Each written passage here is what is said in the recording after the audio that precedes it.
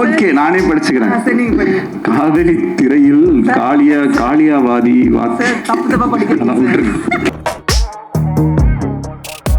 ஃபைட்டில் வந்து அவர் எப்படி கப்பு வாங்கிட்டு நியாயமாக இந்த கப்பு எனக்கு தான்டா சொந்தம், நான் எவ்வளோ அடி வாங்கியிருக்கேன் பாடுறான்ற மாதிரி இந்த படம் ரிலீஸ் ஆனதே வந்து எனக்கு ஒரு பிளாக் பஸ்டர்.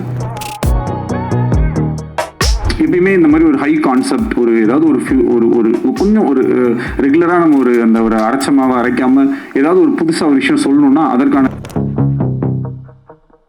பிரதீப் ரங்கநாதன் அப்படின்ற ஒரு பேருக்காக ஆடியன்ஸ் அந்த ஓப்பனிங்கை வந்து என்னதான் டிலேஸ் அப்படி இப்படின்னு இருந்தாலும் அந்த அளவுக்கு வந்து இந்த படத்தை ஆதரவு கொடுத்துருக்காங்க. அவ்வளோ டிலே, கிட்டத்தட்ட 5 டேட்டு போட்டிருக்கோம். சம்மரு, டிசம்பரு, ஃபெப்பு அந்த மாதிரி போட்டு பாட்டு ஒரு 2 வருஷம் முன்னாடி வந்துச்சு. ஆக்சுவலாக வந்து ரொம்ப டிலேஸ் இது இருக்கும்போது யூஸ்வலாக ஒரு படத்தோட ஹைப் வந்து கம்மியாயிடும். ஆனால் அது ஓப்பன் ஆன விதம் எல்லாருக்குமே ரொம்ப சர்ப்ரைசிங்காக இருந்துச்சு. 2040 சொல்லிட்டு நம்ம பாட்டுக்கு அது ஏதோ ஒரு விஷுவலை கொடுத்து அதை வச்சு படம் எடுத்துட்டு இதுவும் 2040 நமக்கே கொஞ்சம் மூஞ்சி சுளிக்கிற மாதிரி ஆகிடும் இல்லையா? அப்படி இல்லாமல் ஒரு 5 ஸ்டார் ஹோட்டலுக்கு வந்ததே எஸ்.ஜே. சூர்யா சாரை பார்க்க தான் ஃபர்ஸ்ட் டைம் அப்படின்னு சொல்லி ஒரு மனிதர் இன்னைக்கு வந்து ஒரு 100 கோடி பிஸ்னஸுக்கு உண்டான ஒரு ஹீரோவா இன்னைக்கு வளர்ந்துருக்காருன்னா அது எவ்வளோ பெரிய. பிரதீப் சாரை நான் மீட் பண்ணுவோம் சொல்லியிருக்கேன். அவர் நடிச்சு காட்டு மறுபடியே பார்த்துருந்துருக்கேன். அவர் சொல்லுங்கள், சார் நீங்கள் இப்போ நல்லா நடிக்கிறீங்க சார், நீங்கள் சூப்பராக வருவீங்க, நீங்களே நடிக்கலாமே அப்படின்னு நான் சொல்லியிருந்தேன். அப்படி சொல்லி நடந்த ஒரு 7 வருடத்திற்குள் ஒரு மனிதன் 0 to ஹீரோ ஆகிறான்னா வந்து ஒரு டைரக்டர் வந்து ஒரு கதை சொன்னார். அப்போ வந்து அதில் நான் எனக்கு இந்த கரெக்ஷன் வேணும்னு பண்ணி கொண்டு வந்தார்.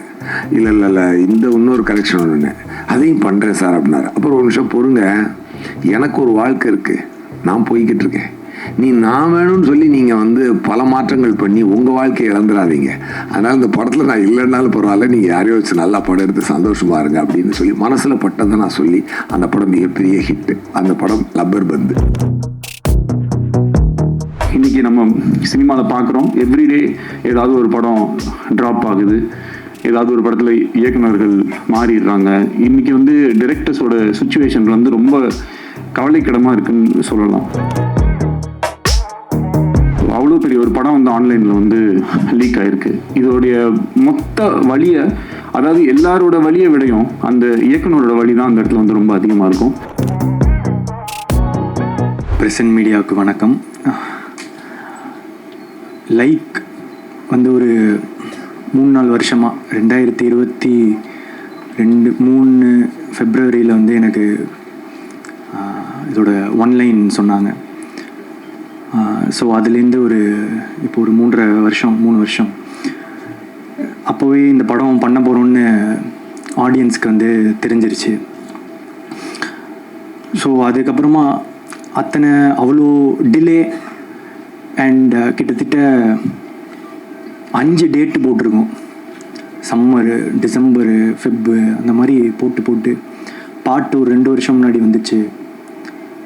இது மாதிரி ஆக்சுவலாக வந்து ரொம்ப டிலேஸ் அண்ட் இது இருக்கும்போது யூஸ்வலாக ஒரு படத்தோட ஹைப் வந்து கம்மியாயிடும் அண்ட் நம்பிக்கை குறையும். இது எல்லாமே இந்த டீமுக்கும் அஃபெக்ட் பண்ணும். ஜென்ரலாக எந்த படம் வந்து அந்த டிலேஸ்குள்ளே போனாலும் அந்த மாதிரி தான் ஆக்சுவலாக வந்து எனக்குமே வந்து ஐயோ இது இவ்வளோ டிலே ஆகுது, எப்படி ஓப்பன் ஆகும், எப்படி இதை ரிசீவ் பண்ணுவாங்க அப்படின்றது இருந்துகிட்டே இருந்துச்சு. ஆனால் அது ஓப்பன் ஆன விதம் எல்லாருக்குமே ரொம்ப சர்ப்ரைசிங்காக இருந்துச்சு. ரொம்ப பெருசாக ஓப்பன் ஆச்சு, நிறைய லவ் கிடைச்சதுக்கு நான் இந்த லவ் வந்து எக்ஸ்பெக்ட் பண்ணல. ரொம்ப சந்தோஷமாக இருக்குங்க. இந்த தடங்கல்கள் இதெல்லாம் தாண்டியும் திடீர்னு இந்த ஓப்பனிங் வந்து பார்க்கும்போது மக்களுக்கு உங்கள் அன்புக்கு மிகப்பெரிய நன்றி. Thank you so much. அண்ட் என்னோடய காஸ்ட் அண்ட் க்ரூ, என்னோடய டிரெக்டர், என்னோடய ப்ரொடியூசர்ஸ்க்கு என்னோடய நன்றி. முக்கியமாக நான் வந்து ஒரு 3 பேருக்கு டெக்னீஷியன்ஸில் இங்கே நன்றி சொல்லணுன்னு விருப்பப்படுறேன். மெயினாக cameraman Ravivarman sir, and editor Pradeep Raghav, அப்புறம் மியூசிக் டைரக்டர் அனிருத் சார். இவங்க 3 பேர் இல்லைன்னா இந்த படத்தோட ப்ராசஸும் ரொம்ப ரொம்ப கடினமாக இருந்திருக்கும். இவங்க இல்லாமல் என்னால் இந்த படத்தை இமேஜின் பண்ண முடியல. அவங்க கொடுத்த விஷுவல்ஸாக இருக்கட்டும், மியூசிக்காக இருக்கட்டும், எடிட்டாக இருக்கட்டும், அவங்க டைரக்டரோட ஒர்க் பண்ண விதம் எல்லாமே சேர்ந்து இருந்ததுக்கு இந்த டைமில் நான் வந்து அவங்களுக்கு நன்றி சொல்லி ஆகணும். நான் படம் பார்த்துட்டு 3 பேருக்குமே பர்சனலாக கால் பண்ணி என்னோடய நன்றிகளை தெரிவித்தேன். ஏன்னா அவங்களோட உழைப்பு இந்த படத்துக்கு ரொம்ப பெருசு. இந்த டைமில் டெக்னீஷியன்ஸுன்றவங்க மோஸ்ட்டாக வந்து பெருசாக பின்னாடி இருக்கிறதுனால தெரியாமே போயிடுவாங்க. அவங்க பேர் வெளியே வராமல் போயிடும். இந்த சமயத்தில் நான் அவங்களுக்கு ரொம்ப ரொம்ப தேங்க் பண்ணுறேன். ஏன்னா இந்த படம் ஒரு பயங்கர டெக்னிக்கலி ஸ்ட்ராங்கான ஃபில்மாக வந்திருக்குன்னா அவங்களால தான். Thank you so much.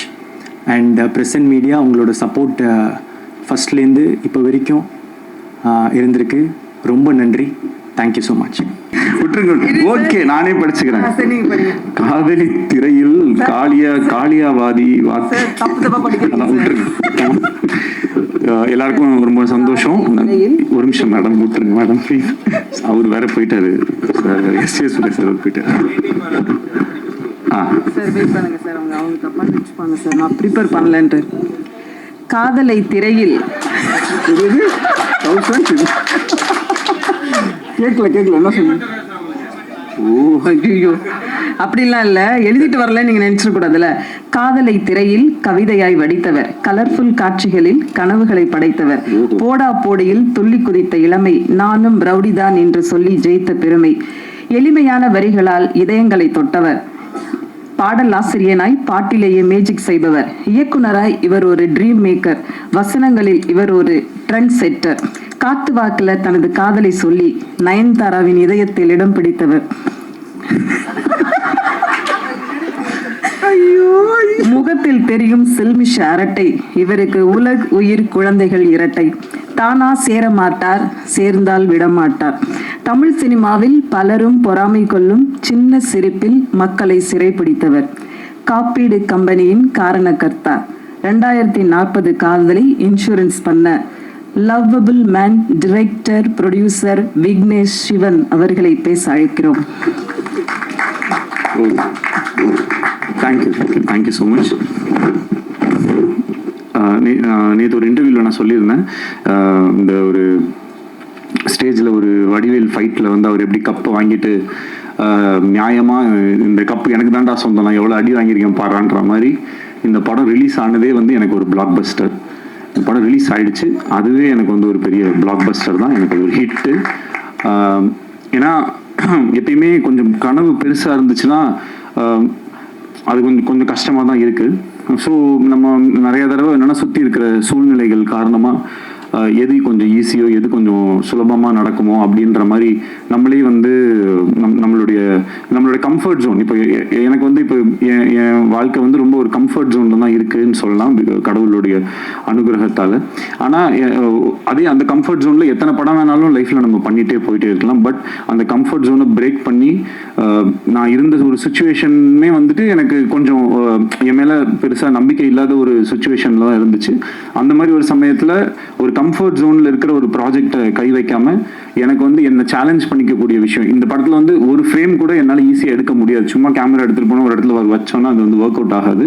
அதில் ஏதாவது ஒரு மெனக்கடலாவது இருக்கும், அதில் அட்லீஸ்ட் ஒரு காஸ்டியூமாவது கரெக்டாக இருக்கணும், இல்லை பின்னாடி இருக்கிற விஷயங்கள் கரெக்டாக இருக்கணும், இல்லை அதில் இதுக்கப்புறம் வரப்போகிற அந்த சிஜி கரெக்டாக இருக்கணும், இல்லை அங்கே இருக்கிற ஒரு மேக்கப்பில் ஏதாவது ஒரு விஷயம் கரெக்டாக இருக்கும், இல்லை பேச போகிற டைலாக்ல ஏதாவது ஒரு ஃபியூச்சரிஸ்டிக்கான ஒரு விஷயமா இருக்கணும். இந்த மாதிரி ஏதாவது ஒரு வேலையாச்சும் எக்ஸ்ட்ரா பண்ணணும் அப்படின்ற மாதிரி அப்படி பண்ணால் மட்டும்தான் இந்த படம் கொஞ்சம் கன்வின்சிங்காக இருக்கும். இல்லைனா நம்ம சும்மா சொல்லலாம் 2040 நடக்கிற மாதிரி அப்படின்ட்டு. அப்புறம் இப்போ இந்த ஃபிலிம் ரிலீஸ் ஆகும்போது நிறைய நல்ல ரிவ்யூஸ், நிறைய பாசிட்டிவான ஃபீட்பேக்ஸ், நிறைய பாராட்டுகள் அதெல்லாம் இருக்கிற அதே சமயத்தில் சில பேருக்கு வந்து இந்த ஃபிலிம் வந்து கொஞ்சம் ஸ்லோவாக இருக்குது, கொஞ்சம் லேக்காக இருக்குது, இந்த மாதிரி சில விஷயங்களுமே வந்து நான் பார்க்க தான் செய்கிறேன். ஸோ எப்பயுமே இந்த மாதிரி ஒரு ஹை கான்செப்ட், ஒரு ஏதாவது ஒரு கொஞ்சம் ஒரு ரெகுலராக நம்ம ஒரு அரைச்சமாவை அரைக்காமல் ஏதாவது ஒரு புதுசாக ஒரு விஷயம் சொல்லணும்னா அதற்கான இப்போ ஒரு ஃப்ளைட்டில் நம்ம ஏறுறோம்னா முதல்ல வந்து அந்த சீட் பெல்ட்டை போடுங்க, இந்த இதை பண்ணுங்க, அதெல்லாம் சொல்லும்போது கொஞ்சம் அந்த இடத்துல ஒரு தொய்வடைய தான் செய்யும். பட் அந்த ரூல்ஸ் எல்லாம் தெரிஞ்சதுனா தான் அதுக்கப்புறம் இருக்கக்கூடிய விஷயங்கள் இருக்கும். ஸோ படத்தில் சில இடங்களில் சில காட்சிகளில் வந்துட்டு கொஞ்சம் மெதுவாகவோ இல்லை கொஞ்சம் புரிய வைக்கிறதுக்காக, ஏன்னா ஒரு திரைப்படம்ன்றது வெறும் ஒரு கொஞ்சம் பேர் மட்டும் பார்க்கக்கூடிய விஷயம் இல்லை, அது எல்லா ஏஜ் குரூப்ஸ், எல்லா விதமான மக்களுமே வந்து பார்ப்பாங்க. அப்போ அவங்க எல்லாருக்குமே வந்து அந்த விஷயத்தை நம்ம எப்படி கடத்துறோம் அப்படின்றதுக்காக எல்லாத்து மேலேயுமே நம்ம வந்து கொஞ்சம் டீட்டெயில் பண்ண வேண்டிய ஒரு கட்டாயம் இருக்கு. ஸோ அப்படி இருக்கும்போது ஓவராலாக அந்த ஒரு ஃபில்மை நம்ம பேஸ் பண்ணுற விதமாகட்டும், சில விஷயங்களை நம்ம சொல்கிற விதமாகட்டும், அதுக்கெல்லாம் வந்து நம்ம கொஞ்சம் எடுத்துப்போம். ஸோ அதை வந்து நான் ஒரு கன்ஸ்ட்ரக்டிவ் கிரிட்டிசிசமாக எடுத்திருக்கேன். அண்ட் அதை பார்க்கும்போது எனக்கும் சில விஷயங்கள் வந்து புரிஞ்சுது. பட் ஹேவிங் செட் இதில் இவ்வளோ விஷயங்கள் இருந்தாலும் தியேட்டரில் போய் இந்த படத்தை பார்க்கும்போது நான் நினச்சது வந்து ஒரு காதல் கதை. ஆனால் பொதுவாகவே எப்பயுமே காதல் படங்கள்னா அது ஒரு மாதிரி ஒரு தன்மையிலே போயிட்டே இருக்கும். பட் படம் ஃபினிஷ் ஆகும்போது வந்து அது எப்பயுமே ஒரு மெலோ ட்ராமாவா, ஒன்று ஹீரோயின் வந்து இதில் ஏர்போர்ட் போயிடுவாங்க, இல்லை ட்ரெயினில் ஏற போயிடுவாங்க, இல்லைனா ஏதாவது ஒரு சேஸு, இந்த மாதிரி ஒரு ரெகுலர் ஏரியாஸில் இல்லாமல் அதை வந்து ஒரு கமர்ஷியல் ஹீரோ வில்லன் ஃபில்முக்கு இருக்கக்கூடிய சில ஹை பாயிண்ட்ஸ் ஏதாவது ஒன்று கிரியேட் பண்ண முடியுமா அப்படின்ற ஒரு எக்ஸ்பெரிமெண்ட் ட்ரை பண்ணி தான் இந்த படத்தில் வந்து அதை வந்து முயற்சி செஞ்சோம். இப்போ அது கடைசியில் தியேட்டரில் வரும்போது அந்த இடத்துல கிளாப்ஸோ, அந்த இடத்துல வந்து ஒரு அப்ரிசியேஷன் வரும்போது பார்க்குறதுக்கு ரொம்ப நிறைவாகவும் சந்தோஷமாகவும், ஒரு ரைட்டராக நம்ம ஏதோ ஒரு விஷயம் ட்ரை பண்ணோம், அந்த ட்ரை பண்ணது ஒரு 1000 பேர் இருக்கக்கூடிய தியேட்டரில் அட்லீஸ்ட் ஒரு குறிப்பிட்ட நம்பர் ஆஃப் பீப்புளுக்காச்சும் அது வந்து ஒர்க் ஆகுது அப்படின்றது நினைக்கும் போது நம்மளுடைய வேலை மேலே நமக்கு இருக்கிற ஒரு நம்பிக்கை இன்னும் அதிகரிக்குது. அதுக்கு வந்து மிகப்பெரிய நன்றி டு த ஆடியன்ஸ். அப்புறம் இந்த படத்தை எடுக்கிறதுக்கு எனக்கு என்னுடைய ஃபர்ஸ்ட் பவர், இந்த ஃபில்மை நான் பண்ணக்கூடிய இந்த படம் நடக்கிறதுக்கு காரணமாக இருந்தது பிரதீப்னால தான் இந்த படம் நடந்துச்சு. இல்லைனா இந்த படம் நடக்க சான்ஸே கிடையாது. ஏன்னா இந்த படம் பிகினிங்லேருந்து பட்ஜெட் தான் வந்து இஷ்யூ. இன்னைக்கு நம்ம சினிமாவில் பார்க்குறோம், எவ்ரிடே ஏதாவது ஒரு படம் ட்ராப் ஆகுது, ஏதாவது ஒரு படத்தில் இயக்குநர்கள் மாறிடுறாங்க. இன்னைக்கு வந்து டிரெக்டர்ஸோட சுச்சுவேஷன் வந்து ரொம்ப கவலைக்கிடமாக இருக்குன்னு சொல்லலாம். பேர் சொல்ல இது பண்ணல, ஓகே பேர் சொல்லணுன்னாலும் நான் சொல்லலாம். இப்போ ஒரு அவ்வளோ பெரிய ஒரு படம் வந்து ஆன்லைனில் வந்து லீக் ஆகிருக்கு. இதோடைய மொத்த வழியை, அதாவது எல்லாரோட வழியை விடையும் அந்த இயக்குனரோட வழி தான் அந்த இடத்துல வந்து ரொம்ப அதிகமாக இருக்கும்.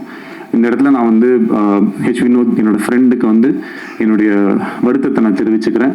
ஏன்னா இது வந்து ஒரு மரணம் அளவுக்கு ஒரு வலிக்கக்கூடிய ஒரு விஷயம். அது ஒரு டைரக்டரால் மட்டும்தான் அதை வந்து ஃபீல் பண்ண முடியும். ஏன்னா ஒரு நாளும் ஒரு ஷார்ட்டும் எடுக்கும்போது அந்த டைரக்டர் வந்து அது எவ்வளோ கஷ்டப்பட்டு அதில் எவ்வளோ கனவுகளோடு அது எடுப்பாங்க அப்படின்றது ஆஸ் அ டைரக்டராக எனக்கு வந்து தெரியும். இங்கே இருக்கக்கூடிய எல்லாருக்குமே அது வந்து தெரியும். பட் அங்கேருந்து அது நம்ம நினச்ச மாதிரி ஒன்று வராமல் அது இந்த மாதிரி போகும்போது ரொம்பவே கஷ்டமாயிடுது அது. ஸோ அதே மாதிரி இப்போ என்னாலையும் வந்து என் படத்தை நான் நினச்ச மாதிரி எடுக்க முடியாதோன்னு அந்த பெயின்லேயே போய் கடைசியில் என்னால் முடிஞ்ச வரைக்கும் நான் அந்த படத்தை நான் நினச்ச மாதிரி வந்து எடுத்து அதை வந்து அப்புறமேட்டு ரிலீஸ் ஆகிறதுக்கும் பிரதீப் சார் சொன்ன மாதிரி அவ்வளோ டேட்ஸ் மாறி வந்ததுக்கு ஏகப்பட்ட காரணங்கள் இருந்துச்சு. எங்களால் நிறைய விஷுவல் எஃபெக்ட்ஸு அவ்வளோ விஷயம் எதுவுமே கொஞ்சம் காம்ப்ரமைஸ் பண்ணி பண்ணுறதுக்கும் மனசு வரல. கொஞ்சம் இது இப்படி பண்ணிக்கலாம் அப்படின்னா கண்டிப்பாக மாற்றிருக்க முடியும். பட் ஆனால் அது மாதிரி ஏன்னா இந்த படத்தை என்னால் ஒரு தடவை தான் எடுக்க முடியும். அந்த ஒரு தடவை அதை நான் நினச்ச மாதிரி எடுத்துட்டா எனக்கு சந்தோஷம். அதுக்கு இவ்வளோ பேர் வந்து எனக்கு ஹெல்ப் பண்ணாங்க. ஷூட் வந்து ரொம்ப மாறி நடக்கும். பட் எப்போ வந்தாலுமே அவருடைய 100% எப்பயுமே கொடுக்குற ஒரு ஹீரோ எனக்கு கிடைச்சது வந்து எனக்கு ரொம்ப சந்தோஷம். டைமில் வந்து அவர் ரொம்ப ஷார்ப்பு. அதில் இன்றைக்கும் என் மேலே கொஞ்சம் டென்ஷன் ஆகிட்டாரு. 12:30 to 2:30 லஞ்ச் பிரதர், 2:30க்கு ப்ரெஸ் மீட் சொன்னேன். அவர்கிட்ட என்ன பிரச்சனைனா நம்ம 12:30 சொன்னோன்னா 12:29 வந்துடுறாரு. வழக்கம் போல் நான் ஒரு 1 hour அப்படியே வந்துட்டேன். அதில் வந்து sorry bro, please don't mistake me. இதே மாதிரி எங்களோட ஷூட்டிங்லேயும் எவ்ரி டே வந்து அந்த சொன்ன டைமுக்கு வரதாகட்டும். ஆனால் அதே மாதிரி ஒரு ஷார்ட்டோடைய 100% அவர் ஒரு டிரெக்டர் தான், எங்கிட்ட சொல்லலாம் ப்ரோ இது ஓகே ப்ரோ, இது இங்கேருந்து வைட் க்ளோஸ் கட் பண்ணிக்கோங்க அப்படின்னு ஈஸியாக சொல்லிட்டு போயிடலாம். நானே ஏதாவது சின்ன சின்ன ஆட்லாம் ஏதாவது நடிக்கிறது போவேன் கை செலவுக்கு. அப்போ வந்து அவங்க ஏதாவது ஒன்று சொல்லுவாங்க. அப்போ நான் சொல்லும்போது ப்ரோ ஓகே ப்ரோ இது இவ்வளோ தானே கட் பண்ணுவீங்க அப்படின்னு நான் சொல்லிட்டு நான் எஸ்கேப் ஆகிடுவேன். ஆனால் இவர் வந்து நான் எத்தனை தடவை எதை கேட்டாலும் வந்து அது அவர் அந்த இடத்துல வந்து ஒரு ஹீரோ, நான் வந்து ஒரு நடிக்க வந்திருக்கேன், நான் என் வேலையை தான் பண்ணுவேன்ற மாதிரி பண்ணுறது வந்து ரொம்ப ஆச்சரியமாக இருந்தது எனக்கு. அப்புறம் ஒரு குறிப்பிட்டு சொல்லணும்னா என் படத்தில் வந்து ஒரு ஸ்விம்மிங் பூலில் இருக்கிற மாதிரி ஒரு சீக்வன்ஸ் ஒன்று வந்துச்சு, தண்ணிக்குள்ளே இருக்கணும். இதுவே ஒரு ஆக்ஷன் ஃபிலிமில் நான் அந்த சீக்வன்ஸ் எடுத்திருந்தா மேபி அதோட வேற மாதிரி இருக்கும். இது ஒரு லவ் ஸ்டோரின்னும் போதே எல்லாருமே ப்ளஸ் இந்த ஜாலியான படம் கலர்ஃபுல்லான படம்னா அது என்னமோ எடுக்கிறது ரொம்ப ஈஸியாகவும் அது என்னமோ ரொம்ப விளையாட்டுத்தனமாக நம்ம எடுப்போன்ற மாதிரியுமே ஒரு பெர்செப்ஷன் இருக்கும். இதே ஒரு காட்டில் போய் ரொம்ப புழுதியில் அப்படி இப்படின்னு கஷ்டப்பட்டு இருக்கிற மாதிரி படம்னா அது ரொம்ப கஷ்டப்பட்டு எடுத்த மாதிரி படமாகவும், ஃபாரின்லலாம் போய் எடுத்தோம்னா அது ரொம்ப ஈஸியான படமாகவும் ஒரு பெர்செப்ஷன் இருக்கு. எல்லா படம் எடுக்கிறதும் கஷ்டம் தான்.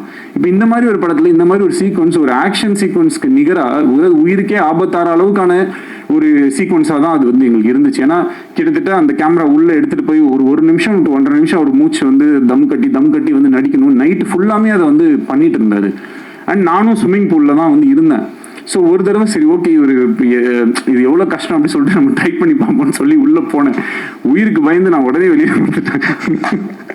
ஆனால் அவ்வளோ தடவை பண்ணி காலையில் 5:30-6 மணி வரைக்குமே வந்து அந்த சீக்வன்ஸை அவர் பண்ணி முடிச்சுட்டு கூட ஏன் ப்ரோ என்னை போட்டு இப்படி டார்ச்சர் பண்ணுறீங்கன்னு சொல்லுவாருன்னு பார்த்தா அப்புறம் ஓகேவா கரெக்டாக வந்துருச்சா எடுத்துக்கலாமா இன்னும் ஏதாவது எடுத்துக்கலாமா அப்படின்னும் போது ஒரு ஆக்டராகவும் ஒரு டிரெக்டராகவும் அந்த இடத்துல வந்து அவர் என்னை ரொம்ப இந்த மாதிரி நிறையா நான் ரொம்ப என்னை லைஃப் டைமில் வந்து என்னால் மறக்க முடியாத நிறைய மொமெண்ட்ஸை வந்து எனக்கு பிரதீப் கொடுத்துருக்காரு.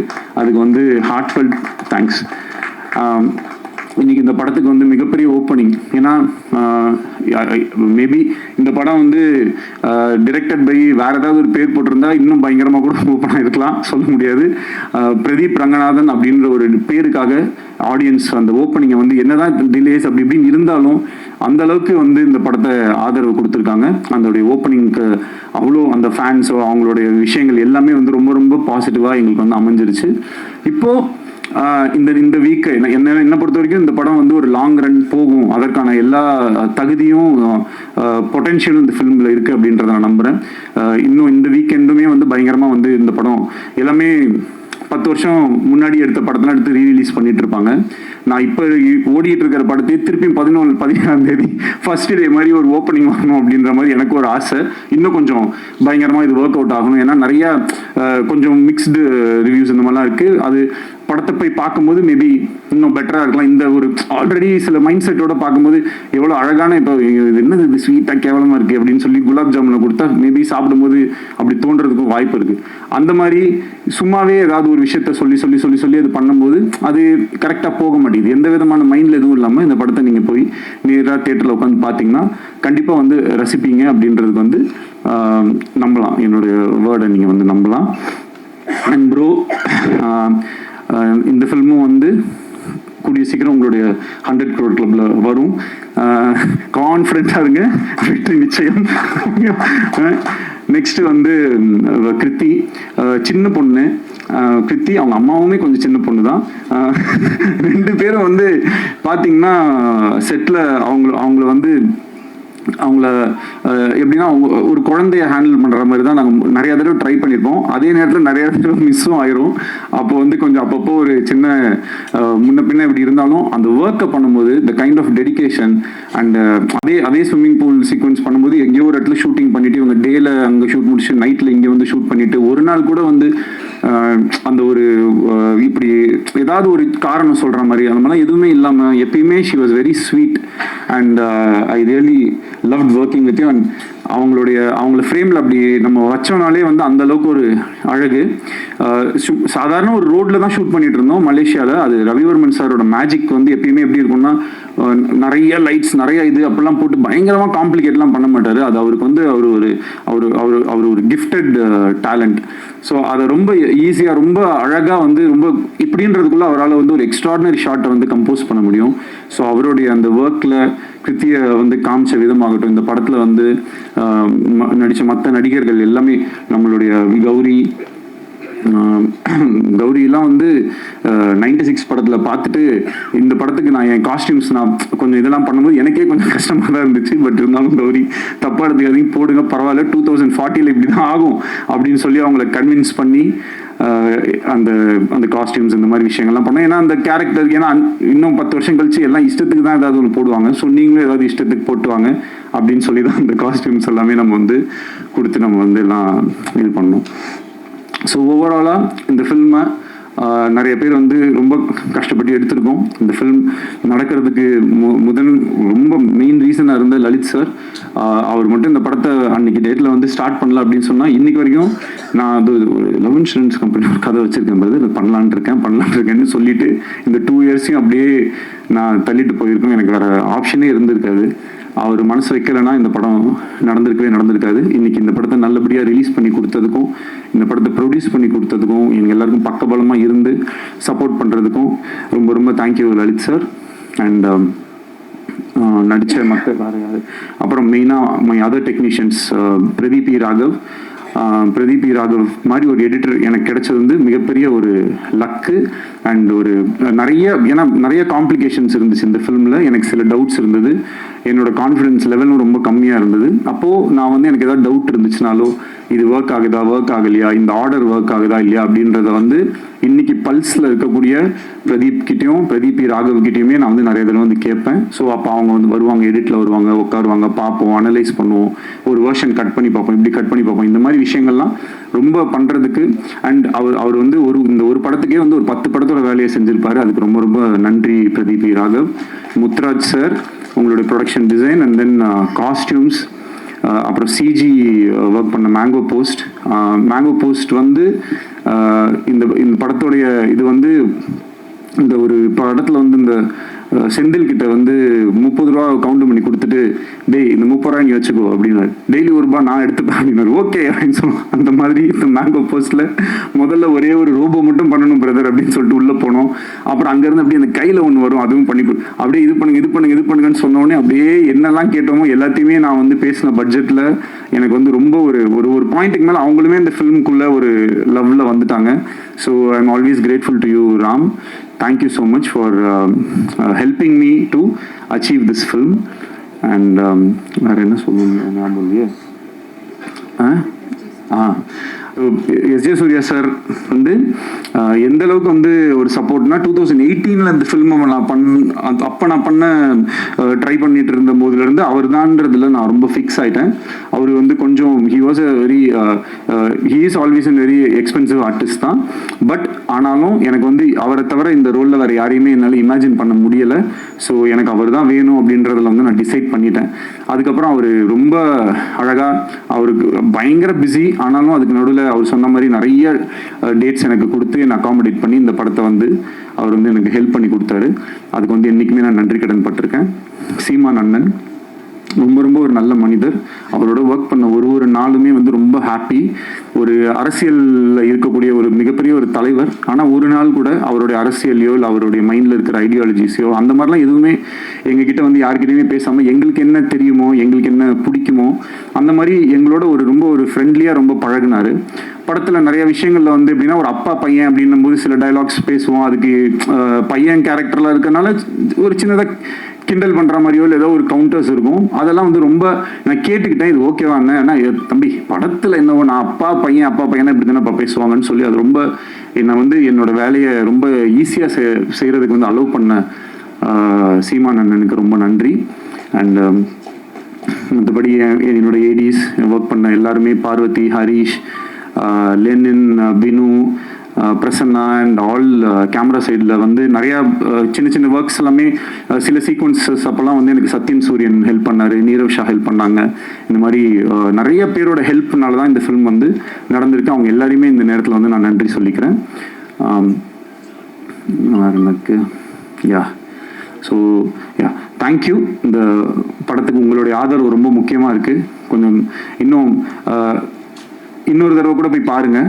அந்த படத்தில் வந்து என்னுடைய மைண்டில் நான் வந்து இந்த மெட்ராஸ் அப்படின்னு நான் பிறந்து வளர்ந்த இந்த ஊரை எப்படிலாம் நான் கற்பனை பண்ணியிருப்பேனோ அதெல்லாம் எடுத்து பார்க்குறதுக்கு இந்த மாதிரி இந்த யூனிவர்ஸ் வந்து எனக்கு ஒரு வாய்ப்பை கொடுத்ததை நான் ரொம்ப சந்தோஷமாக நினைக்கிறேன். அண்ட் என்றைக்குமே அந்த கோலிவுட்னு ஒரு சென்ட் தாமஸ் மவுண்ட்ல ஒரு போர்டு இருக்க மாதிரி ஒரு ஷார்ட் ஒன்று வச்சுருப்பேன். அது வந்து என்னுடைய ஆசை. எப்பயுமே நம்ம இண்டஸ்ட்ரி வந்து அந்த மாதிரி ஒரு இதில் இருக்கணும் அப்படின்றது என்னுடைய ஒரு பர்சனல் இது. அது எல்லாத்தையும் ஒரு டிரெக்டருக்கு இருக்கக்கூடிய ஒரு பெரிய கிஃப்ட். அதுதான் அவங்க நினைக்கிறத அவங்க வந்து எடுத்து அட்லீஸ்ட் ஒரு ஸ்க்ரீன்லேயாவது பார்த்துடலான்றது. ஸோ இது எல்லாத்தையுமே நான் அந்த ஸ்க்ரீனில் பார்க்கும்போது ஆடியன்ஸும் கிளாப் பண்ணும்போது மொத்தமாக சேர்த்து எவ்வளோதான் நம்ம கஷ்டப்பட்டிருந்தாலும் இன்னைக்கு இந்த படம் ரிலீஸ் ஆனதை மக்களோட பார்க்கும்போது எனக்கு கிடைக்கிற சந்தோஷத்துக்கு ஈடு இணை வேறு எதுவுமே இல்லை. அதுக்கு மிகப்பெரிய நன்றியை சொல்லி உங்கள் எல்லாருக்கும் தேங்க்யூன்னு சொல்லி விடைபெறுகிறேன். நன்றி, வணக்கம். Thank you so much. PRO Yuvraj team எங்க யுவராஜ் பிரதர், ரொம்ப தேங்க்ஸ். எது இல்லை நம்ம அண்ணன் தானே. So thank you so much. இன்னைக்கு வந்து நீங்கள் இல்லைன்னா இவங்க யாருமே கொடுத்துருக்க மாட்டாங்க. ஸோ அப்புறம் இந்த இன்ஃப்ளூயன்சர்ஸ் இந்த மாதிரி நிறைய பேர் வந்து கொஞ்சம் முன்ன பின்ன அப்படிலாம் போட்டுட்ருக்காங்க. அதுக்கெலாம் வந்து நமக்கு இதுக்கு மேலே வந்து செலவு பண்ணி இருந்த காசு எல்லாத்தையும் படத்துலேயே செலவு பண்ணிட்டேன். ஸோ தயவு செஞ்சு நீங்கள்லாம் சேர்ந்து ஏதாவது ஒன்று ஹெல்ப் பண்ணி அவங்க வந்து என்னென்னா இன்றைக்கி வந்து ஒரு இந்த தம்ப்நெயில் கல்ச்சர் இருக்கு இல்லையா. இப்போ நானும் கொஞ்சம் தான் தம்ப்நெயில் வேணால் கொடுத்துட்றேன். கதறி எழுத விக்னேஸ்வரன் அந்த மாதிரி ஏதாவது போட்டுக்கோங்க. மேடையை உடைத்தவன் மாதிரி ஏதாவது போடுறதுக்கு எதையாவது ஒன்று போட்டு கொஞ்சம் ஹெல்ப் பண்ணுங்க. ஏன்னா இப்போ எதை பார்த்தாலுமே அது என்னன்னா அந்த தம்ப்நெயில்ல வந்து ஐயோ படம் ரொம்ப அப்படின்னு ஆரம்பிச்சிடறான். உள்ள போனோன்னு ரொம்ப கேவலமா இருக்கும்னு நினைச்சேன். ஆனால் ஆக்சுவலாக நல்லா தான் இருக்கு, சூப்பராக இருக்கு அப்படின்னு சொல்லி அப்படிதான் அந்த வீடியோவே ஸ்டார்ட் பண்றாங்க. ஸோ அதனால இது எப்படி இது நம்ம ஹேண்டில் பண்றதுனே தெரியல. உள்ள போனதுக்கப்புறம் அதெல்லாம் நல்லா தான் இருக்கு, ஆனால் எங்கேயோ ஒரு இடத்துல கொஞ்சம் ஸ்லோவா இருக்கு, கொஞ்சம் என்ன சொல்லணும்னு தெரியாம எதையாவது ஒன்று சொல்லி விட்டு போயிடறாங்க. அதை பார்த்து கொஞ்சம் பேர் இதாயிடுறாங்க. ஸோ அதுக்கு எப்படி டேக்கிள் பண்ணுன்றது நீங்கள் தான் ஏதாவது ஒன்று பார்த்து கொஞ்சம் பாவம் ஹெல்ப் பண்ணணும். ஏன்னா நிறைய செட்டில்மெண்ட்லாம் பேலன்ஸ் இருக்குது. அந்த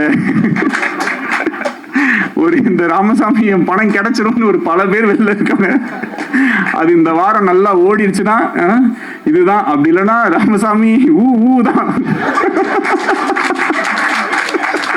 அதனால தயவு செஞ்சு கொஞ்சம் நீங்களாம் உங்க வீட்டு பிள்ளையா நினைச்சு இது மாதிரிதான் இப்ப நிலைமை வந்து அந்த லெவலுக்கு இதுதான் இருக்கு. அந்த இப்ப என்ன கேட்டுட்டாங்க கட்சிக்காரர், ஒரு படம் தானே எடுக்க வந்த அந்த மாதிரி ஒரு படம் தானே எடுக்க வந்தேன், அதுக்கு ஏன்பா போட்டு இப்படி அடிக்கிறீங்கன்ற மாதிரி சிம்பிளா பண்ணு, காம்பாக்டா பண்ணு, சிம்பிளா பண்ணு, காம்பாக்டா பண்ணா நல்லாவே இருக்க மாட்டேங்குது. அதுக்கும் அடிக்கிறாங்க. இன்னும் எப்ப பார்த்தாலும் இதே மாதிரி எடுத்துக்கிட்டே இருக்குங்க. புதுசா ஒண்ணு பயங்கரமா பண்ணா அதுல எது இல்லையோ, நான் கேசரி பண்ணா மட்டும் ஏன் காரமா இல்லைன்னு கேட்குறேன். கேசரி எப்படி காரமா இருக்கும்? நான் என்ன பண்ண சிக்கன் குழம்பு ஊத்துனா அதுல ஏன் இனிப்பாவே இல்லைன்னு கேட்டீங்கன்னா இதுக்கு என்ன பண்றதுன்னு நமக்கு வந்து தெரியல.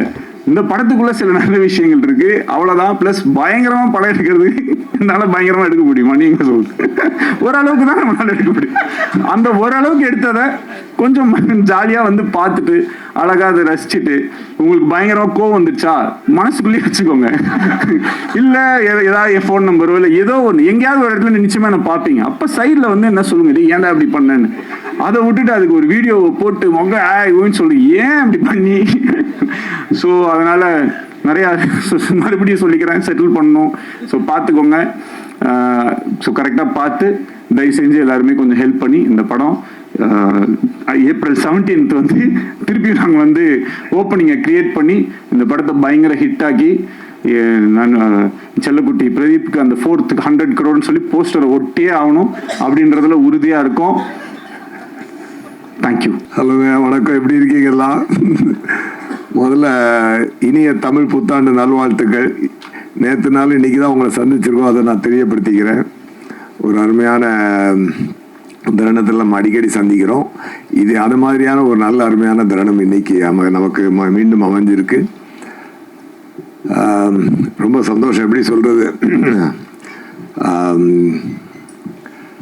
எங்கேருந்து ஆரம்பிக்கிறது?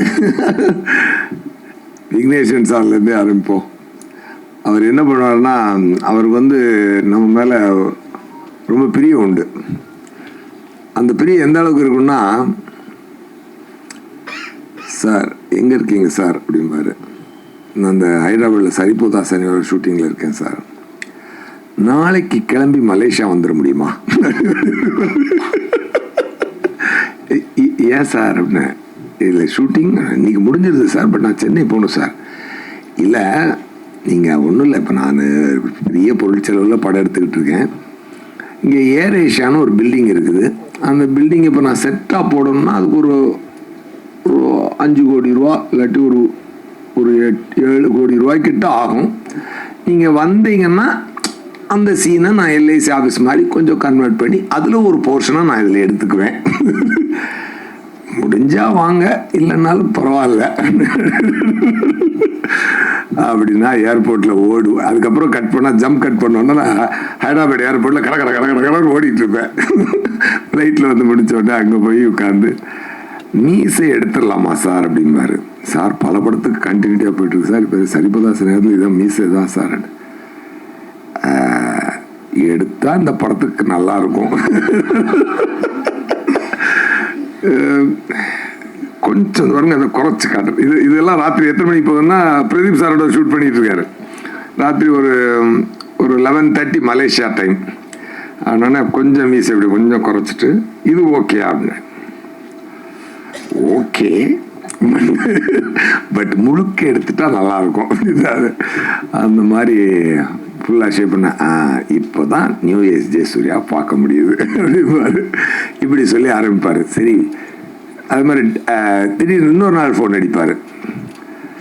இப்போது எங்கள் ஒரு 20ஆம் தேதியிலேருந்து டேட் கிடைக்குமா அப்படின்னு 5 நாளைக்கு முன்னாடி கேட்பார். ஏன் சார் அப்படின்னா, இல்லை சார் பல படம் லாக்கில் இருக்குது சார், இப்போ யார் டேட்டையும் வாங்க முடியாது சார், நான் அதிகபட்சம் என்னோட படம் வேணால் நான் கேன்சல் பண்ணலாம், மற்றது எதுவுமே தொட முடியாது சார் அப்படின்னு. இல்லை பிரதீப் சார் இப்போ இந்த ட்ராகன் ஒரு படம், அது சாரி டூடுன்னு ஒரு படம் வந்து போகிறாரு, அதனால அதுக்குள்ளே முடிச்சுக்கோங்க அப்படின்னு சொல்கிறாரு. இப்போ நான் வந்து அந்த செட்டு போட்டுறேன் சார், என்னை கேட்காம செட்டு போடாதீங்க சார், நான் வரமாட்டேன்னா அப்புறம் பிரச்சனை ஆகிடும். அது பரவாயில்ல சார், என்ன எனக்கு கொஞ்சம் ஒரு 50 லட்ச ரூபா வேஸ்ட் ஆகும், ஆகிட்டு போட்டும். அப்புறம் திருப்பி மனசு கேட்காத. சரி படம் இப்படியெல்லாம் ரெடி ஆயிடுச்சுங்க, ரிலீஸ் டேட்டு தள்ளி போய் திடீர்னு ஒரு நாள் ஃபிக்ஸ் பண்ணிவிட்டு, இப்போ எப்படி அவருடைய அன்பு தொல்லை எப்படி இருக்குன்னா, சார் என்ன சார் பண்ணிக்கிறீங்க, நான் நைட்டு பூரா ஷூட் பண்ணிவிட்டு 2:11 மணிக்கு எந்திக்கிறேன். ஹலோ சார் என்ன சார் அப்படின்னு. அப்போ நீங்கள் தூங்கி எந்திரிச்சிருக்க, சாரி இது வந்து சொல்லும்போது 2:20, அப்போ நீங்கள் தூங்கி எந்திரிச்சிருக்கீங்க. ஆமாம் சார். முடிஞ்சால் ஒரு 1/2 hourல கமலா தியேட்டரில் இருந்தீங்கன்னா அந்த மயிலிறைய சாங் அவங்க கொண்டாடுறாங்கல்ல, அதோட கூட சேர்ந்து ஒரு டான்ஸ் ஆடிட்டு வந்தீங்கன்னா நல்லாயிருக்கும். அது இந்த மொமெண்ட் திருப்பி கிடைக்காது. இப்போ சார் நீங்கள் நைட் ஷூட் வேறு இருக்குது சார், இல்லை நைட் ஷூட் அது அடுத்த படத்து நீங்கள் நைட் ஷூட் பண்ணுவீங்க, அது அப்புறம் ரிலீஸ் ஆக போகுது. பட் இந்த சந்தோஷத்தை நீங்கள் திருப்பி அடைய முடியாது. இப்படியெல்லாம் ஒரு ஒரு ஒரு ஒரு ஸ்வீட்டான ஒரு சுகமான சுமை தான் எங்கள் விக்கி சார். பட் இவ்வளோ சுமைகளை சுமந்தாலும் இவ்வளவு வலிகளை கடந்தாலும் அது எங்களுக்கு மட்டும் அவர் வலி கொடுக்கல, அவரும் பல வலிகளை தாண்டி பல பெயின்களை தாண்டி அதை ஸ்வீட்டாக எடுத்துக்குவார். அதாவது அது வந்து எல்லாத்துக்கும் ஒரே காரணம் வந்து ஆடியன்ஸை என்டர்டெயின் பண்ணணும் அப்படின்ற ஒரு இதுதான். இதில் வந்து ஒரு தரமான படைப்பாக இருக்கணும், இது ஒரு தரமான அவுட்புட் வரணும், அந்த தரத்தில் எந்த குறையும் இருக்கக்கூடாது. அதனுடைய கதை வடிவமாகட்டும், கான்செப்ட் ஆகட்டும். ஏன்னா 2014 சொல்லிட்டு நம்ம பாட்டுக்கு அது ஏதோ ஒரு விஷுவலை கொடுத்து அதை வச்சு படம் எடுத்துட்டு இதுவும் 2014 நமக்கே கொஞ்சம் மூஞ்சி சுளிக்கிற மாதிரி ஆகிடும் இல்லையா? அப்படி இல்லாமல் வாவ் என்னடா விஷுவல், வாவ் என்னடா சவுண்டு, என்னடா சவுண்ட் டிசைனிங், என்னடா காஸ்டியூம்ஸ், என்னடா நடிப்பு, அதெல்லாம் எல்லாமே வந்து ஒரு ரொம்ப அது வந்து சில நேரம் கிராமரை மீறி கிராமரோடு சேர்த்து பார்த்தோம்னா சில படங்கள் நமக்கு வந்து இந்த கான்டெம்பரரியாக ஒரு பண்ணும்பொழுது அந்த ரெகுலர் ஃபார்மேட்டில் இருக்கவங்களுக்கு வந்து இது புரிகிறது கொஞ்சம் கஷ்டம். ஆனால் ஆடியன்ஸ்கிட்ட பார்த்தீங்கன்னா பற்றும் பற்றிக்கும். அதனால தான் அது வந்து எப்பொழுதுமே அந்த தியேட்டரில் போய் மக்களோட பார்க்கும் பொழுது அதில் உண்டாகிற சந்தோஷம் அதாவது எனக்கு எங்கெங்கேருந்தோ மெசேஜ் வரும். மலேசியாவிலேருந்து, சிங்கப்பூர்லேருந்து, அப்புறம் டொரண்டோலேருந்து, எல்லா ஃப்ரெண்ட்ஸும் அதை ரொம்ப நாள் ரேடார்லேருந்து தள்ளி இருக்க ஃப்ரெண்ட்ஸ் எல்லாம் திருப்பி வருவாங்க. ஐயோ பார்த்து ரொம்ப சூப்பராக இருக்கு, அதெல்லாம் வச்சு நம்ம தெரிஞ்சுக்கலாம். சரிடா எல்லைக்கு ஹிட்ரா அப்படின்னு சொல்லி தியேட்டர்ஸ் நம்ம ஜெகன் சார் சொன்ன மாதிரி எல்லா தியேட்டர்ஸ்ட்டு போகும்போது என்ன ஒரு அற்புதமான ஒரு ரெஸ்பான்ஸ். அதாவது பிரதீப் சாருக்கு வந்து ஒரு இறைவனுடைய பிளெஸிங் நல்லா இருக்கு ஆக்சுவலாக. அவர் ஒரு அதாவது அந்த ஆடியோ ரிலீஸில் என்கிட்ட சொல்லியிருந்தார் சார், வந்து இந்த நான் ஹயாத்துக்கு ஒரு 5 ஸ்டார் ஹோட்டலுக்கு வந்ததே எஸ்.ஜே. சூர்யா சாரை பார்க்க தான் ஃபஸ்ட் டைம் அப்படின்னு சொல்லி ஒரு மனிதர் இன்றைக்கி வந்து ஒரு 100 கோடி பிஸ்னஸுக்கு உண்டான ஒரு ஹீரோவாக இன்றைக்கி வளர்ந்துருக்காருன்னா அது எவ்வளோ பெரிய இறைவனுடைய சப்போர்ட் இருந்தால் அது நடக்கும் நினச்சி பாருங்கள். Really I feel very happy for you. நான் நிறைய அவரும் சொன்னார், ரொம்ப you was very kind enough to say that. அது எனக்கே ஞாபகம் இல்லை, பட் ஆனால் நான் மனசில் பட்டதை சொல்லுவீங்க. நான் யாராக இருந்தாலும் என் மனசில் பட்டதை சொல்லுவேன். எனக்கு வந்து ஒரு டைரக்டர் வந்து ஒரு கதை சொன்னார். அப்போ வந்து அதில் எனக்கு இந்த கரெக்ஷன் வேணும்னு பண்ணி கொண்டு வந்தார். இல்லை இந்த இன்னொரு கரெக்ஷன் ஒன்று அதையும் பண்ணுறேன் சார் அப்படின்னாரு. அப்புறம் ஒரு நிமிஷம் பொறுங்க, எனக்கு ஒரு வாழ்க்கை இருக்குது, நான் போய்கிட்டு இருக்கேன். நான் வேணும்னு சொல்லி நீங்கள் வந்து பல மாற்றங்கள் பண்ணி உங்கள் வாழ்க்கையை இழந்துடாதீங்க. அதனால் இந்த படத்தில் நான் இல்லைன்னாலும் பரவாயில்ல, நீங்கள் யாரையோ வச்சு நல்லா படம் எடுத்து சந்தோஷமாக இருங்க அப்படின்னு சொல்லி மனசில் பட்டதை நான் சொல்லி அந்த படம் மிகப்பெரிய ஹிட்டு. அப்படி ஒரு அந்த படம் லப்பர் பந்து. ஸோ நான் செல்ஃபிஷாக பிஹேவ் பண்ணியிருந்தா அதுக்குள்ளே 2 கரெக்ஷன் சொல்லி அவர் தான் டேரக்டர்லாம் நம்ம சொன்னதை செய்கிறாரு அப்படின்னு சொல்லி அதுக்குள்ளே நான் போயிருக்க முடியும். எனக்கு என்னுடைய சென்சிபிலிட்டி ஏரியாவில் சில விஷயங்கள் இருந்தனால அதை மட்டும் சொல்லி இந்த படம் பெரிய ஹிட் ஆகும். அந்த மாடு சீனை கூட நான் சொன்னேன், எப்படி பண்ணியிருந்தீங்க சார் அப்படின்னு சொல்லி தான். அது எப்படி சார் ஒரு மாடையும் ஒரு கிளவி வச்சுட்டு இவ்வளோ பெரிய ஒரு எமோஷனை கிரியேட் பண்ணுறீங்கன்னு சொல்லி சொன்னேன். அதே மாதிரி இந்த படத்தினுடைய ஆரிஜினல் அது அப்போ வரேன். அப்போ வந்து அதே மாதிரி இந்த பிரதீப் சாரை நான் மீட் பண்ணுவ சொல்லியிருக்கேன். அவர் நடிச்சு காட்டு மறுபடியும் பார்த்துருந்துருக்கேன். அவர் சொல்லுங்கள் சார், நீங்கள் இப்போ நல்லா நடிக்கிறீங்க சார், நீங்கள் சூப்பராக வருவீங்க, நீங்களே நடிக்கலாமே அப்படின்னு நான் சொல்லியிருந்தேன் அவர்கிட்ட. நான் சொன்னேன், அதுக்கப்புறம் ரீகலெக்ட் பண்ணி பார்த்தேன். நீங்கள் மான்ஸ்டர் லொக்கேஷனுக்கு வந்து எனக்கு மைண்டில் ஞாபகம் இல்லை, பட் அந்த இதை சொன்னது எனக்கு ஞாபகம் இருக்குது. பட் அப்படி சொல்லி நடந்த ஒரு 7 வருடத்திற்குள் ஒரு மனிதன் 0 to ஹீரோ ஆகிறான்னா அப்போ வந்து கடவுள் எவ்வளோ பெரிய அனுக்கிரகத்தை கொடுத்துருப்பான். Really I wish you a very great success sir. Vigneshwaran sir இந்த படத்தில் மற்ற படங்களை விட இந்த படத்தில் அவர் உங்களுக்கு கொடுத்துருக்க அழகான விஷயம் என்ன அப்படின்னு சொல்லி சொன்னால், you look the best in your career so for. இதை விட இன்னும் நல்ல லுக்குகள்லாம் வரணும், நல்ல வளர்ச்சி உங்களுக்கு வரணும். அது நான் I really wish you from the bottom of my heart. Okay, அது மாதிரி ஒரு அழகான லுக்கு, நல்ல ஃபோட்டோகிராஃபி, ரவிவர்மன் சார் அந்த லைட்டிங் இதில் எல்லாம் வந்து உங்களை வந்து ஒரு நல்ல ஒரு சம்வேர் ஐ ஃபெல்ட் ஒரு நல்ல ஒரு நம்ம ஒரு ஹிந்தி ஹீரோவுக்கு உண்டான காஸ்டியூம்ஸ், விஷுவல்ஸ் அந்த இதெல்லாம் கொடுத்து அந்த மாதிரி ஒரு ஹிந்தி ஹீரோன்றதுனால நம்ம அப்படின்னு சொல்ல, அது என்ன சொல்ல வரேன்னா ஒரு தரமான ஒரு லுக்கில் உங்களை வந்து ரொம்ப அழகாக ப்ரெசென்ட் பண்ணியிருந்தார் விக்கி சார். அது வந்து உண்மையாகவே அது ஒரு நல்ல உங்களுக்கு நீங்கள் அதை உங்களோட பர்ஃபார்மன்ஸ் கூட ரொம்ப சட்டிலாக இந்த கேரக்டர் வைபு வாசுவா அதை வந்து கரெக்டாக ப்ரெசென்ட் பண்ணியிருந்தார். அது ரொம்ப நல்லா கனெக்ட் ஆகுது. நான் ஒரு ஸ்கூல் ஈவெண்ட்டுக்காக போயிருந்தேன், எங்கள் ஃபேமிலி ஈவெண்ட்டுக்கு. அப்போ அங்கே வந்து ஒருத்தர் வந்து இந்த மாதிரி நாளைக்கு நாங்கள் படத்துக்கு போகிறேன், பாப்பா வந்து கூப்பிட்டு போகணும்னு சொல்லிச்சு. இது வந்து ஃப்ரைடே, ஓகே சாட்டர்டே நாளைக்கு, ஏன்னா ஃப்ரைடே பார்த்துட்டு நான் மறுநாள் போகிறேன் அங்கே ஈவெண்ட்டுக்கு. சாட்டர்டே சொல்கிறாங்க நாங்கள் நாளைக்கு போகிறோம், சண்டே போகிறதுக்கு வச்சுருக்காங்க. அப்போ என்ன அப்படி சொல்லிச்சுன்னா அவங்க பாப்பா என்ன படிக்கிறாங்க சார் அப்படின்னு, 4th ஸ்டாண்டர்ட் அப்படின்னாரு. ஸோ குட்டீஸை பூரா நீங்கள் நல்லா பிடிச்சி வச்சுருக்கீங்க. அது மாதிரி ஸோ எல்லோரும் இப்போ ஒரு பக்கத்து பிளாக்லேருந்து ஒருத்தர் வந்து நாளைக்கு போகிறேன்றாரு, டொரண்டோலேருந்து மெசேஜ் வருது, அங்கேருந்து வருது, இது வருது, அது வருது, எல்லாமே வந்து ஒரு அருமையான ரீச். இந்த படம் வந்து ஒரு அருமையான ரீச். தியேட்டரில் உட்காந்து பார்க்கணுங்க, இதோட சந்தோஷம் தெரிஞ்சுக்கிறதுக்கு. எவ்ரி சீனிக்குள்ள கிளாப்ஸ் வந்து ரொம்ப ரேரான படத்துக்கு தான் கிடச்சிருக்கு. ஆஃப்டர் லாங் டைம் இந்த படத்துக்கும் அது கிடச்சிருக்கு. அது வந்து மக்கள் செலிப்ரேட் பண்ணுறாங்க உண்மையாகவே. அது வந்து நீங்களும் பார்த்துருப்பீங்க. நான் சொல்கிறதுல எந்த பொய்யும் இல்லை என்பது உங்களுக்கே தெரியும். நம்ம படம் அப்படின்றதுனால எடுத்து பேசுறது அப்படிலாம் நம்மளுக்கு கிடையாது. என்ன நடக்குதோ அதை சொல்கிறோம் நம்ம. அது வந்து அனிருத் சாங்ஸு, அப்புறம் அவர் வந்து அந்த தீமா சாங்கும் எனக்கென யாரும் இல்லையும் போதுங்க. ஒரு லவ் காதல் கதைனாலே ஒரு லவ் அண்ட் பெயின் சம்மந்தப்பட்டதான் காதல் கதை.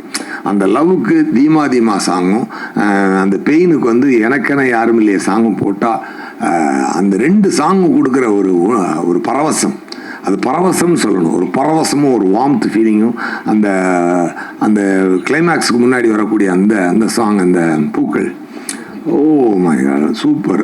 நல்லா அந்த அவங்க தமிழ் செல்ஃபி நல்லா பேசினாங்க. அந்த விஷயங்களை எடுத்து ரொம்ப சூப்பர். அதெல்லாம் இது எல்லாத்துக்குமே ஒரு அழகிய இந்த இவ்வளோ சாங்குக்கும் இவ்வளோ ஒரு காதலுக்கும் ஒரு அழகிய முகங்கள் தேவை.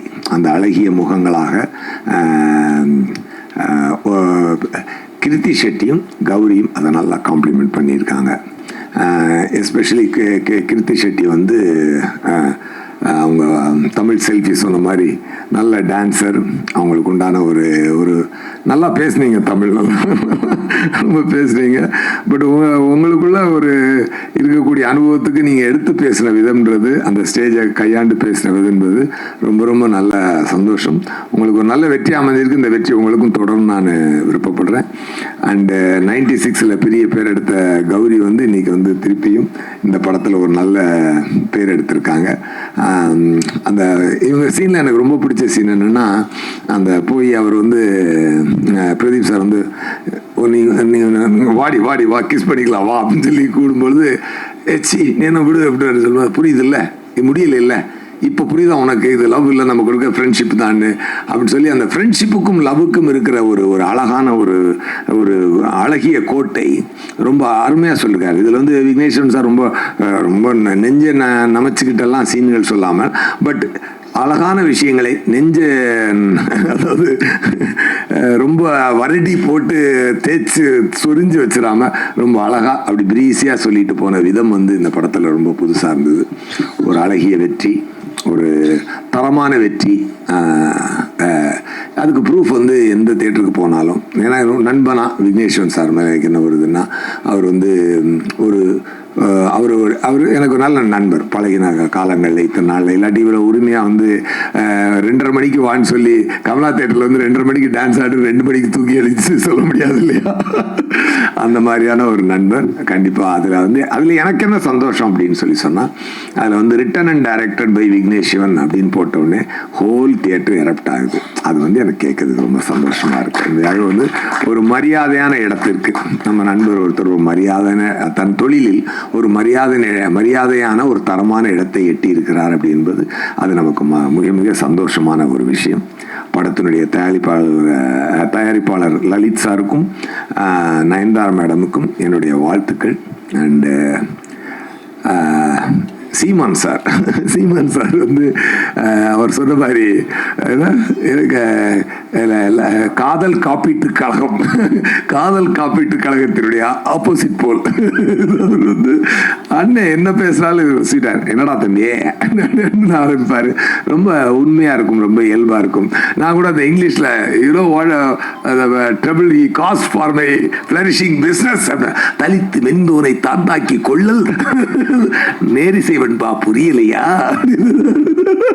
கலக்கிட்டார் அண்ணன் கலக்கிட்டார். அப்பவே தெரியுது வந்து தியேட்டர்ல பெரிய பிளாஸ்ட் ஆக போகுதுரா அப்படின்னு.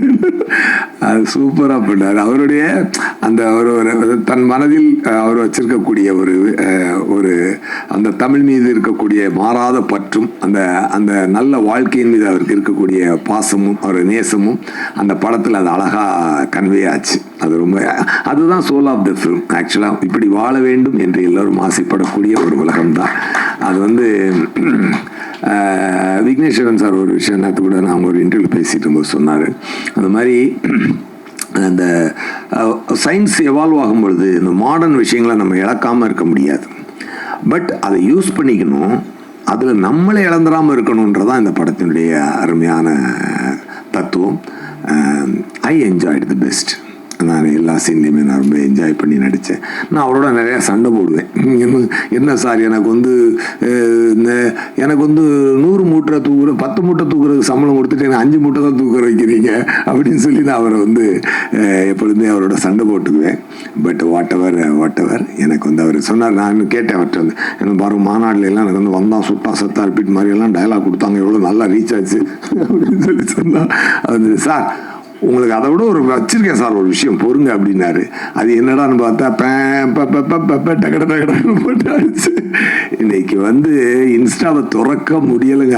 அவ்வளோ ஒரு லவ் கொட்டி தமிழக மக்கள் ஆக்சுவலாக உண்மையாகவே நான் வந்து இந்த ப்ரெஸ் மீட்டில் மூலமாக நான் இந்த எல்லைக்கேனுடைய வெற்றியோடு நான் சொல்லிக்க வேண்டிய ஒரே ஒரு முக்கியமான விஷயம் என்னன்னு சொன்னால், என்னுடைய உழைப்புக்கு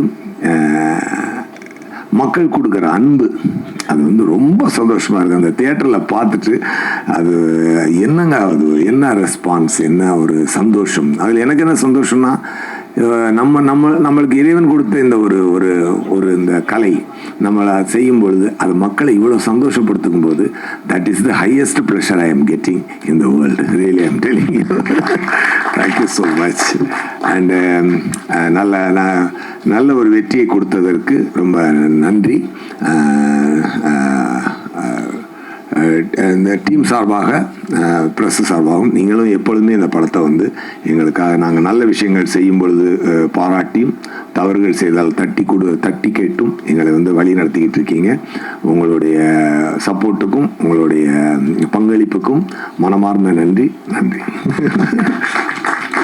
இன்சூரன்ஸ் கம்பெனி அந்த டயலாக் அது வேற அது எல்லாருமே சொல்றாங்க. அது இப்போ வந்து அது லவ் இன்சூரன்ஸ் கம்பெனி அப்படின்னு பார்த்தாங்க. அந்த எல்ஐசி பிரச்சனையால அது லவ் இன்சூரன்ஸ் கேன் போட்டு கம்பெனி அப்படின்னு எல்ஐபி லவ் இன்சூரன்ஸ் அதுக்கு அது என்ன லவ் இன்சூரன்ஸ் ப்ரோக்ராம் ஏதோ போட்டு சரி வேண்டாம் அப்படி எல்ஐ கேன்னு போட்டுடலாம் அப்படின்னு சொல்லி அப்படி ஒன்று ஃபிக்ஸ் ஆனாரு. கே என்ன சார் அப்படின்னா கம்பெனி அப்படின்னாரு. இந்த கம்பெனி ஒரு மாதிரி சவுண்டிங் டிஃப்ரெண்ட்டாக இருக்குது. அப்போ என்னென்னா அப்படின்னாலே கொம்பு அப்படின்னு எனக்கு மைண்டில் வருது. ஸோ கொம்பு என்பது வந்து ஒரு மாட்டிற்கு ஒரு காளைக்கு அழகு என்பது கொம்பு. பசுவுக்கு கொம்பு இருக்காது, ஆனால் காளைக்கு கொம்பு இருக்கும். அது வந்து ஒரு ப்ரைடு. அந்த அவனுக்கு வந்து அந்த உடனே யாராவது போட்டுறாங்க இப்போ பொம்பளை என்ன ப்ரைடு இல்லைன்னு சொன்னா சொல்லியாண்டு அப்படி கிடையாது. அதில் வேற ப்ரைடு இருக்கு. ஓகே, இது வந்து ஒரு ப்ரைடு. அது மாதிரி அந்த லவ் இன்சூரன்ஸ் கம்பெனி அப்படின்னு சொல்லி அந்த கொம்பு சின்னமாக வச்சு சொல்லும் பொழுது அதுக்கு ஃபர்ஸ்ட் ஃபேன்ஸ் யாருன்னு பார்த்தீங்கன்னா விக்கி சாரோட உலக உயிர் தான் அந்த கம்பெனிக்கு ஃபர்ஸ்ட் ஃபேன். அங்கிள் கம்பெனி அப்படிமா. ஸோ அப்போ நினச்சேன் சரிடா இது எல்லாருக்கும் பிடிச்சிரும் அப்படின்னு சொன்னேன். அதே மாதிரி எல்லாருக்கும் அது பயங்கரமாக ரீச் ஆச்சு. Every thing about concept, about look, about performance, about visuals எல்லாமே தரம். வெற்றி கிடைக்கும். ஒரு அழகான வெற்றி எப்போதுதான் கிடைக்கும். அது நம்ம மினக்கிடும்போது மட்டும்தான் கிடைக்கும். அந்த மினக்கிடலை டெஃபினட்டாக நாங்கள் எல்லாருமே we followed Vigneshwaran sir. He made it great. Thank you so much. ஒரு 2 விஷயம் நான் சொல்லிவிட்டு நான் ஷூட்டிங் கிளம்புற தப்பாக எடுத்துக்காதீங்க. நான் இங்கேருந்து 1.5 மணி நேரம் ட்ராவல் பண்ணி தாம்பரத்து பக்கத்தில் லொக்கேஷன் நான் கிளம்பணும். அதனால் தப்பாக எடுத்துக்க வேண்டாம். போகிறதுக்கு முன்னாடி இந்த மயிலிழைய பாட்டோடைய போர்ஷனில் வந்ததில் எனக்கு ஒரு சந்தோஷத்தை நான் ஷேர் பண்ணிக்க விரும்புகிறேன். 2 பேரை பற்றி நான் அந்த சந்தோஷத்தை நான் ஷேர் பண்ணணும். ஒன்று, பார்த்து ரசித்த மக்களுக்கு நன்றியை சொன்ன மாதிரி அந்த பாட்டிற்கு காரணமாக இருந்த அந்த பாட்டை எனக்கு பிளஸ் பண்ண ஏஆர் ரஹ்மான் சாருக்கும் வாலி சாருக்கும் இந்த நன்றியை நான் அந்த இடத்துல சொல்லிக்கணும்னு நான் ரொம்ப ஆசைப்படுறேன். ரொம்ப அருமையான ஒரு விஷயத்தை காலம் கடந்து வெற்றி பெறக்கூடிய ஒரு விஷயத்தை அவங்க எனக்கு கொடுத்ததுக்கு ரொம்ப நன்றி. அப்புறம் எல்ஐகே படத்தில் முக்கியமான இன்னொரு டெக்னீஷியன் நான் சொல்ல மறந்துட்டேன். Peter Hein master. அவர் வந்து இதில் வந்து அந்த கிட்ஸ் எல்லாம் இன்றைக்கி ரொம்ப கொண்டாடுறாங்கள அந்த ரோபோ ஃபைட்டு, அதை வந்து அவர் ரொம்ப டெக்னிக்கலி அவர் வந்து ஒரு ஹாலிவுட் தரத்தில் அவர் வந்து இதை எடுத்து கொடுத்துருக்கிறாரு. உண்மையாக இருக்குது. அவரையும் நான் இந்த நாட்டில் சொல்லாமல் போனால் அது ரொம்ப கரெக்டாக இருக்காது. ஸோ அவருக்கு வேண்டிய நன்றியை நான் சொல்லிக்கிறேன். ரொம்ப தேங்க்யூ ஸோ மச். நான் முன்னாடியே போகிறதுக்கு என்னை மன்னிக்கணும், தப்பாக எடுத்துக்காதீங்க. நான் உண்மையாக ஷூட்டிங் தான் போகிறேன், அதனால தான் அந்த எக்ஸ்கியூஸ் கேட்டுக்க ரொம்ப நன்றிங்க.